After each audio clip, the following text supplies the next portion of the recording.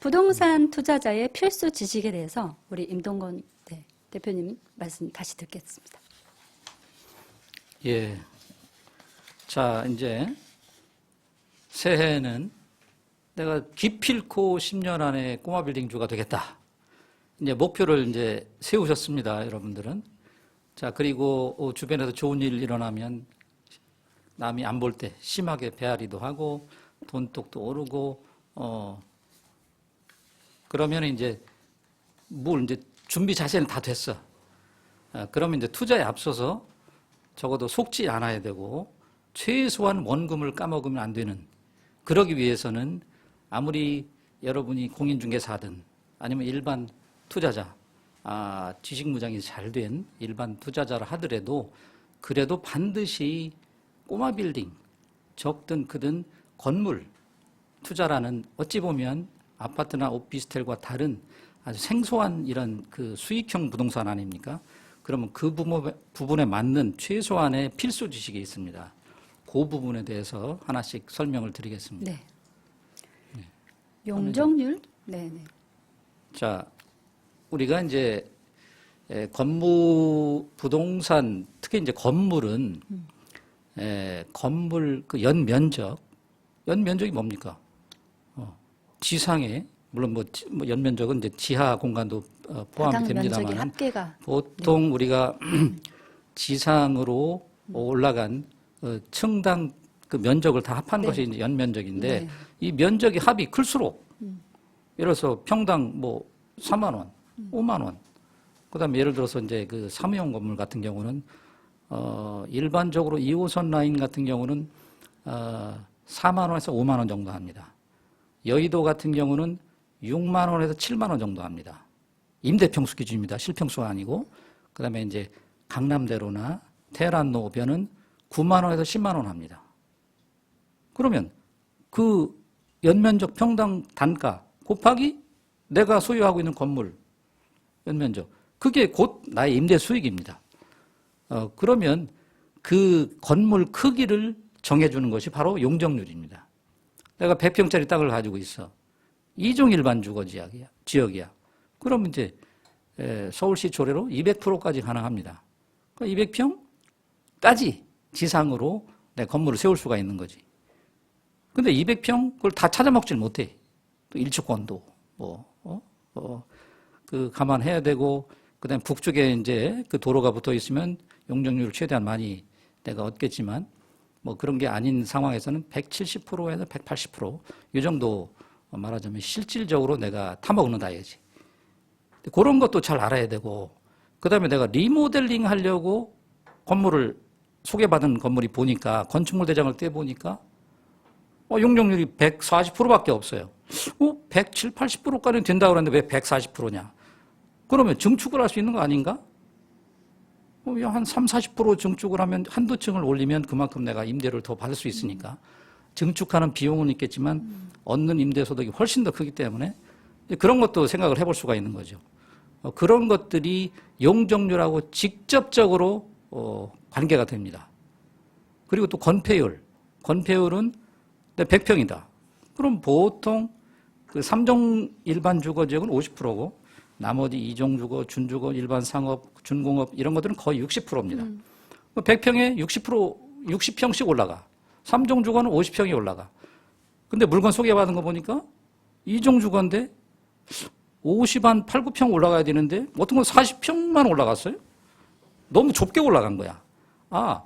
그러면 이제 이걸 증축하면서 옆에 엘리베이터도 이렇게 돼가지고 올릴 수 있는 거 아닌가? 이런 거지. 근데 어떤 경우는 57.5%야. 근데 5층인데 엘리베이터가 없어요.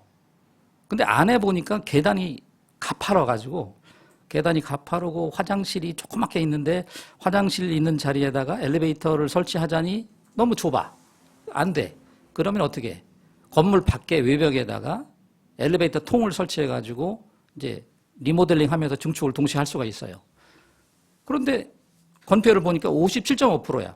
엘리베이터를 밖에다가 설치하려고 하니까 2.5%가 초과되네. 그럼 이제 못 되는 거지. 그런 거는 정말 저거는 리모델링 하면서 엘리베이터 놓으면은 5층이니까 너무 좋은데 그건 내가 이제 사면 안 되는 거지. 말하자면. 그런 지식으로 건폐율이 굉장히 중요합니다. 그냥 건폐율은, 100평에 그래. 60평 올라갈 수 있어. 50%니까 50평까지 올라갈 수 있어. 이걸로 땡 하지 말고 내가 말한 그런 부분이 굉장히 중요하다 이거지. 그 다음에 임대료. 임대료 평당 4만 원, 5만 원, 당신 얘기한 그거 아니냐. 그런데 그 중요하지. 그런데 내가 투자하려고 하는 그 동네, 그 물건을 보니까 건물주가 너무 사람이 좋아서 10년 동안 임대료를 안 올렸네. 1층 상가 10평짜리. 보통 서울 시내 같은 경우는 10평짜리가 보통 웬만하면 상권이 좀 있으면 2, 300만 원 합니다. 우리 그 공인중개사 사무실 예를 들어서 8평 이런 것들이 150, 200 정도 하잖아요. 그러면 조금 단지가 좀 큰 데는 250, 300 정도 하고 평당 그 임대료 생각을 해보세요. 10만 원, 20만 원 돼. 그런데 여기 상권도 괜찮은데 평당 임대료가 1층이 10만 원이 안 돼.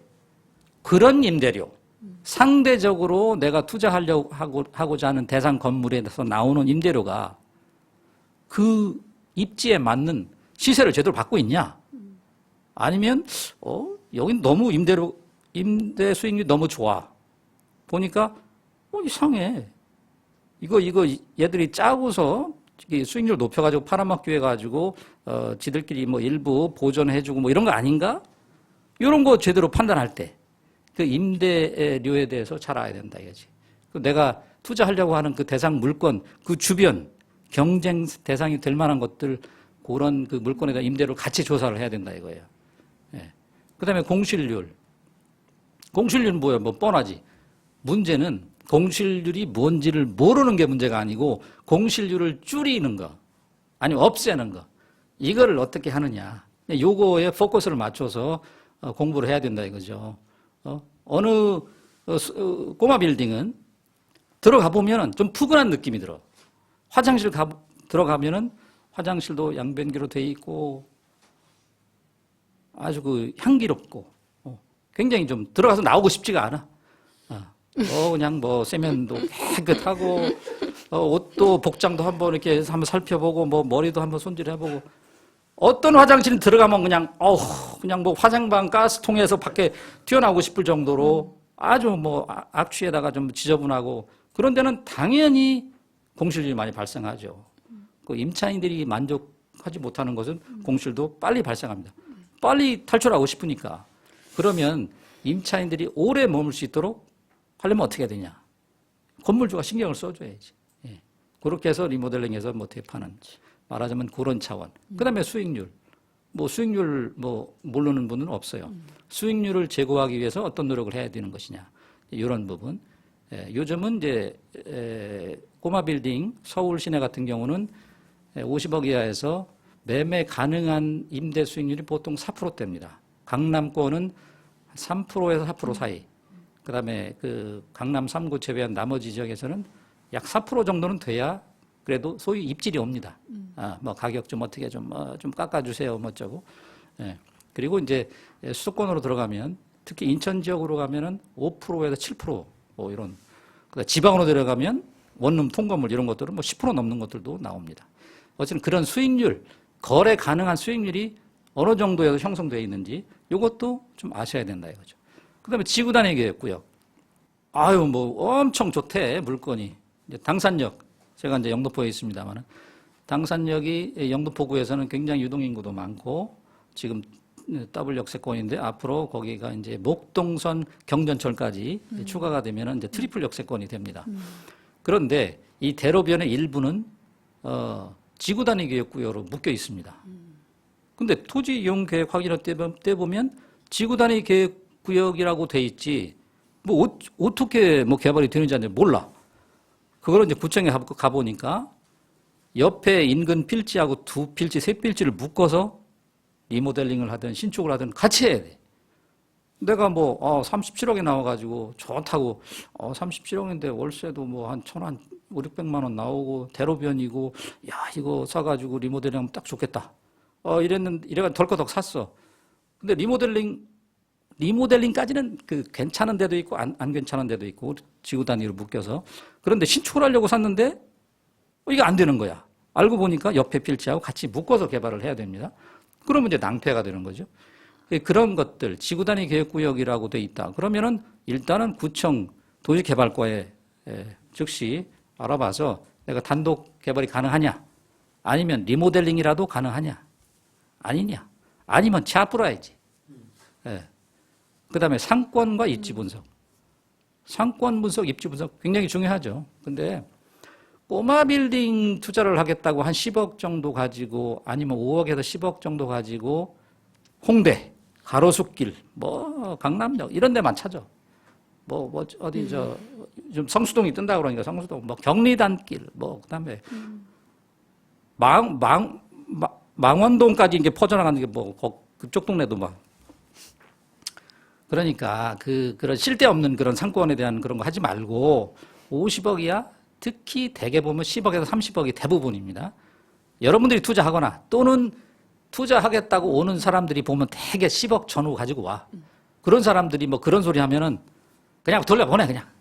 택도 없는 소리 뭐예요. 최소 30억 가지고 와도 20, 30억 대출 받아가지고 가야 3, 4층짜리 겨우 할 판에 무슨 뭐 대학생 우리 뭐 홍대 그래 홍대 가가지고 그래 30억짜리 봐 눈에 들어오나 절대 눈에 안 들어옵니다.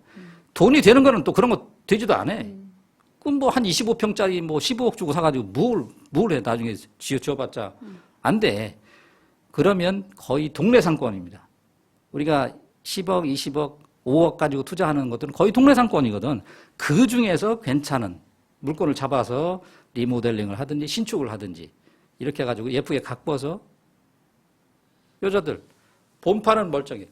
장시호 나는 뭐 조금 이제 공공연하게 이렇게 하긴 뭐합니다만은 요즘 저 특검 조사에 왔다 갔다 하고 있는데 그 리모델링 전 후 사진을 보면 굉장히 좀 남자로서 좀 감탄을 많이 합니다.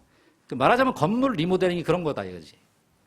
이 30년 돼 가지고 뭐 타일도 뭐 그냥 뭐 바래져 있고 화장실도 뭐 그냥 그 재래식이고 뭐 심란해.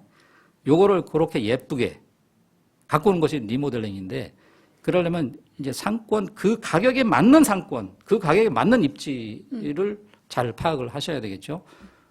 구체적인 것을 이제 공부하다 보면 좀 나옵니다. 그다음에 용도 구역. 여러분들이 꼬마 빌딩 투자 또는 꼬마 빌딩 가기 전 단계에서 투자는 우리가 이제 공인중개사분들은 다 아시겠습니다만 각 땅마다 번지수별로 땅의 종자가 다 나와 있지 않습니까? 그럼 우리가 투자할 수 있는 곳들은 대개 2종 일반 주거지역이거나 3종 주거지역이거나 준주거 아니면 준공업지역. 조금 더 나아가지면은 일반 상업지역. 이 정도인데 거의 돈이 되는 거는 2종 주거, 3종 주거, 준주거, 준공업. 요 네 군데. 조금 더 좁히면 2종 주거, 3종 주거. 요거에 대해서는 좀 철저하게 공부할 필요가 있다고 생각합니다. 네, 부동산 투자자의 필수 지식 갖추어져야 할 참고로 알고 있어야 할 것들이 참 많은데 네, 끊임없이 배워야 되겠습니다.